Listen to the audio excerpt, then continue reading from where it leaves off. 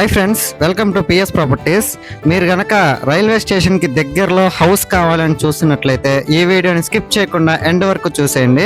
Friends, ఇప్పుడు మనం చూడబోతున్న house వచ్చేసి మనకి సత్యనారాయణపురం దగ్గర వచ్చిందండి. ఇదంతా కూడా 10 అంకణాల స్థలంలో G+2 కన్స్ట్రక్షన్. ఇప్పుడు మీరు చూస్తున్నారు కదా, అదే హౌస్ అండి. కింద ఒక ఫ్లోర్ ఉండిద్ది, పైన ఫ్లోర్ ఉండిద్ది. దీనికి మొత్తానికి కూడా 18,000 వరకు రెంట్లు వస్తున్నాయండి. ఇప్పుడు మనం చూస్తుంది ఎంట్రన్స్ గేట్ అండి.